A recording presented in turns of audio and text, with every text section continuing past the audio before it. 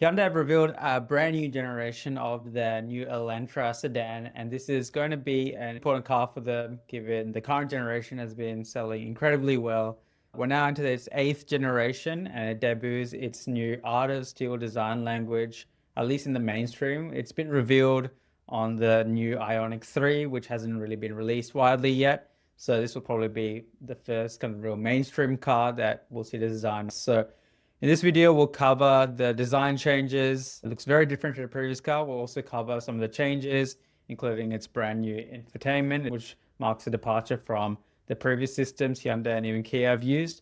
And then also we'll cover some of the new powertrain changes, particularly with its hybrid powertrain, which has seen some performance improvements and also some efficiency changes too. So starting off with the key specs, it's bigger all around. So about 55 millimeters longer, 30 millimeters wider, and also has a 30 millimeter longer wheelbase. So it's really not even a compact sedan anymore. It's kind of encroaching on the Sonata territory. We've also got the Grandeur Zero in some markets, which is a little bit larger again, but it does look like this car has kind of found its way into that larger category, which seems to be the case generation on generation. Two powertrains available. So it's got 2-liter naturally aspirated engine, which is producing 110 kilowatts, really unchanged from the previous generation. And then you've got a hybrid powertrain, which it looks like Hyundai are investing a lot more heavily in. So this has 115 kilowatts, which is an 11 kilowatt increase on the previous generation. We don't have the fuel economy figures just yet, but you'd imagine it's a significant improvement on the previous generation. CVT type transmission, again, as you could probably expect with these kind of cars, real A to B type cars. I think when we'll see an N version, inevitably it will probably be another kind of transition altogether. In terms of its screens, so it has either a 12.9-inch screen or a 14.6-inch screen. I think probably expected to have this kind of size of screen now in 2026, especially with a lot of Chinese rivals, which are basically all screen in their car, apart from a couple of buttons. But we'll see in this interior, they have chosen to keep a few physical buttons, particularly for the air conditioning controls and things like that, which is good to see. And we'll probably see this released in Q3 of 2026. It's probably not too far away. So I think what's probably exciting about this car is the design, which we'll get into. The Pleos Connect infotainment system as well looks a lot more similar to Tesla and some of the Chinese rivals that have been coming out. It looks something that's quite intuitive, looks like it's quite fluid and quick, which is what you want. But as I said, having some physical buttons as well, so you don't have to completely take your off the road, is always a good thing. It's also got a new smart cruise control system, so it can pick up things like bumps, intersections, and adjust its speed accordingly. It's not really luxury or even that tech forward generally in this kind of category. So it's pretty cool to see Hyundai lifting the bar in this category. Moving on to the exterior design now. So you can see here, this really is a big change from the previous generation car. This new Artist Steel design language focuses really on a lot of like strong, crisp, straight lines throughout the vehicle. Starting off at the front here, you've got this new theme around H-shaped daytime running lights at the top here. Really kind of slim and nice. You still got the main beams hidden down here as well. But I think it really is a nice, crisp look. It's not overdone. I think the front almost looked good on the previous generation car, but the lights especially, I don't think they could really figure out how to make it look great for production. I think the initial concept version looked good and very aggressive, but bringing it to production, that stance was a little bit lost and made the front end look a little bit droopy. But here, I think it looks a lot more confident, a lot more future forward as well. You've got pretty clean designs all throughout here. This front bumper, you've got some nice kind of indents here for the front air dam as well. And then you got another section here mainly for probably the sensors and front radar as well. So I think it is overall a pretty nice front end, definitely very blocky, but I think this probably is on trend with a lot of cars these days that are moving more towards a squared off design. In terms of the rear end, it looks quite similar in terms of the front end. So you got a very similar H-type lights here, rather than having a light bar all across here, like a lot of cars have chosen to break it up, which is nice to see. But I do like that they've tried to accentuate the width of the car, bringing some of the lights to the extreme ends here and then here as well, which is good to see. But overall, I like that they've tried to break it up, not try to follow everyone else or just a generic light bar all the way across here, which is nice. It looks like something that echoes the front end as well. It doesn't feel like it's been designed by a completely different person. definitely not something that's trying to blend in, which is easy to do in this kind of category. I think Hyundai have always tried to push the bar forward in the last couple of generations, and this car is no different. To the side here, initially when I saw this, I thought it didn't look too resolved. I think these two creases here especially looked very strong and eye-catching, and I didn't think they might age too well, but the more I look at it, the more it sort of makes sense. It definitely gives it a really nice and confident stance.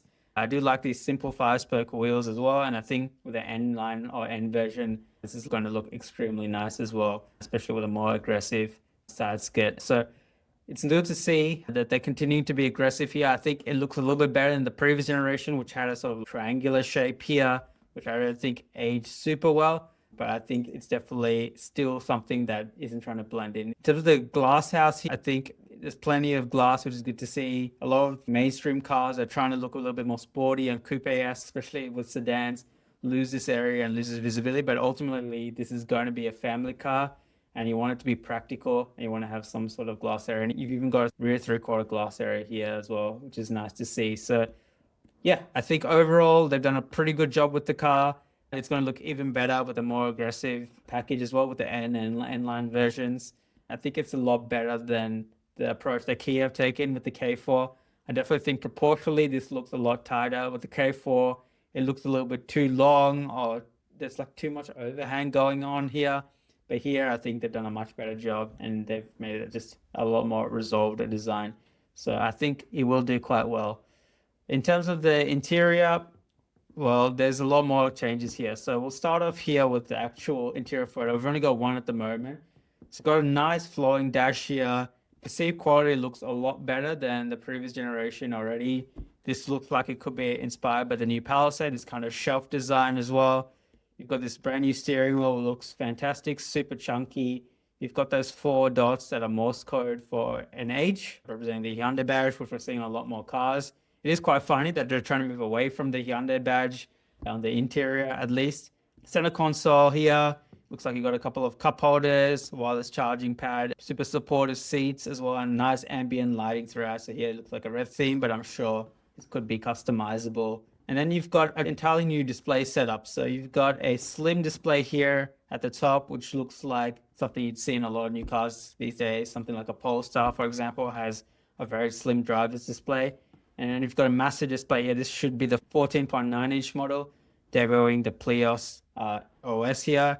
And this is a very Tesla-like layout where you've got the car actually visualized here along with visualizations of other cars on the road, which a lot of people say is kind of a gimmick, but having been in a Tesla and seeing those visualizations, I do think it helps you with the awareness of cars around you, especially cars coming behind you. And I think it's actually a really good safety feature, even if it's always not 100% accurate, but at least gives you an idea of what's going on around you without having to constantly look around and take your eyes off the road in front of you.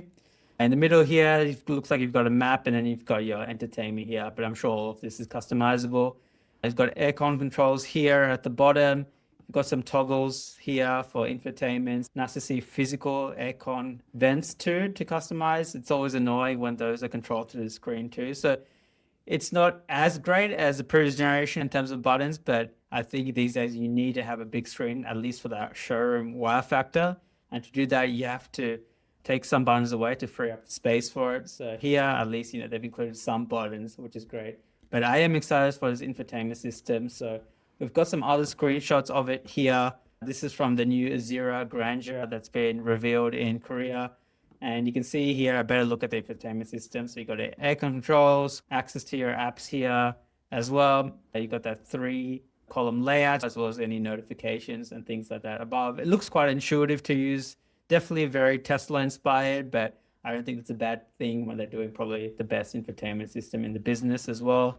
Here you've got that visualization of the different cars on the road, which is cool to see as well. And yeah, you've got dark mode, light mode here too. You can see it's got some AI features as well.